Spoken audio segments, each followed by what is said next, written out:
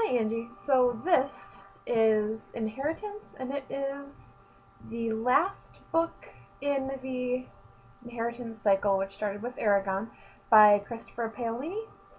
And I just finished this. I started reading this series when I was about 15, which is about when he wrote it. And it's finally done. I have finished it. I don't know if you know the story. This kid apparently wrote this book when he was 15 years old, and I'm not really sure how he got it published, but he did. And it was this big deal that this 15-year-old wrote this really, really long book about dragons. It's about this boy named Aragon, and he is just a simple farmer being brought up by his uncle. And one day, while hunting in the mountains, he comes across a cattail moving across my screen. No, he comes across um, a dragon egg. He doesn't know that it's a dragon egg. And he takes it and it hatches for him, and the next thing you know, he has a dragon, and the rest, as they say, is history. So I guess this is a really entertaining series, but it's not really a series that I would recommend. It has some cat stop jarring the computer. It has some interesting characters that are fun to read about, but mostly the writing is pretty mediocre, and a lot of the things in this series are very much a ripoff. I mean, you have your races of humans, elves, dwarves, and Urgles, who are very violent and vulgar and scary looking, like monsters. And the elves all live in the forest, and they're very fair with their pointy ears, and they sing to the trees. And then you have the dwarves that mine in the mountains for treasures. And yeah, I think we all know what that sounds like. And I'm not saying, okay, like, this is fantasy. And I would say almost all fantasy, definitely a good portion of fantasy, has things in common with Lord of the Rings. Like, that there's nothing wrong with that. It happens. He was a pioneer of an entire genre, and people are going to draw things from his work, and that's fine. But I feel like to get away with it, you have to really bring something new to the table. I didn't really feel like he made this his own. I mean, even the language, he tried to come up with his own elven language and his own dwarven language, and they aren't really even very good. Most of the things are unpronounceable. It's just like bad Lord of the Rings, but with dragons.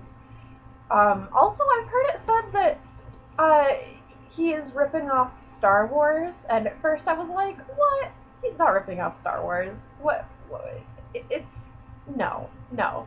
And then I started to think about it, and I was like, wait, he finds a mentor who is living in his village, who is this like old man just masquerading as a normal villager, but in fact he too used to ride dragons, and then they go off together. And oh, all of the dragon riders have different colored swords, and uh guess what color the bad guy's sword is? Red. Guess what color his sword is? Blue. It's in there. And so I'm sure at this point you're going, wait, Sarah, you're telling me that this series, this Aragon series, is Lord of the Rings meshed with Star Wars, but with lots of dragons. And I'm saying yes, pretty much. One of the other things that I have to complain about, and I'm loath to complain about a book that is about dragons because I really love dragons. they're pretty awesome. It's too, and I don't mind reading long books, but I want them to be long for a reason. This book is a brick of a book, as you can see. It's a brick. And that would be fine if it needed to be a brick in order to tell the story. But all of the books are fairly this thick, and this is not a 4-book, 860 page per book story. It's just not. You find him expounding on things that don't need to be expounded upon, and then glossing over things that you really feel like you should hear more about. And again, this isn't uncommon with fantasy, but I feel like generally when it's done, the writing is at least a little bit better.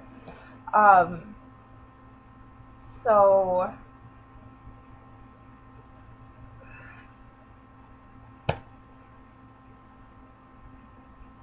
I'm sure you're wondering at this point, Sarah, if this series is so mediocre, why did you read it when you were 15 and then keep reading it until you were 24?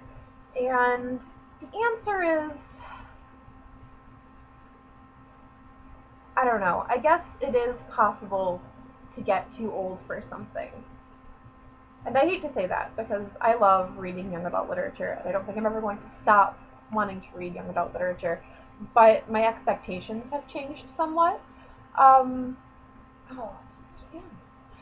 When I was 15 and I read this book, not this book, but the first one, I wasn't blind to the flaws in the series, but they didn't matter to me as much. I was still able to be entertained even while acknowledging what was acknowledging the flaws in the book. And also I thought it was really cool that a 15-year-old wrote it, because I was just right that age. And I was like, wow. So it's really cool that somebody who's my age could write something like this, because I know that I wasn't writing 800-page novels about dragons when I was 15. I maybe wanted to, but I wasn't. And so, I was impressed that someone my age wrote something like that, and I was also entertained, even though it wasn't the best series ever. And once I start a series, it's really, really hard for me to stop. Even this one, in the beginning, I kind of wanted to quit, and I was like, but I have to know what happens to the characters. And then I found I didn't even really care about most of the characters anymore, but I really cared about the dragons, and I had to find out what happened to the dragons. And so I had to finish it. And now I'm really glad that it's over. At the same time, now I'm hearing whispers that he's going to write more. I don't want to read more because I don't really like the books that much. But if he writes more about these characters, I'm going to be compelled to read more about the dragons. I can't stop.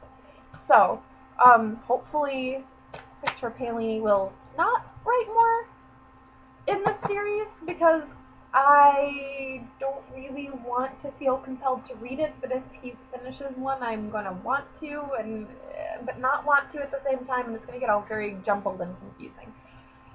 Alright, so, yeah, I guess you could tell me your thoughts on what you think of this rather scathing review. Maybe I was too mean, or what you feel about ripping off other works, or I don't know. Alright, I will talk to you later.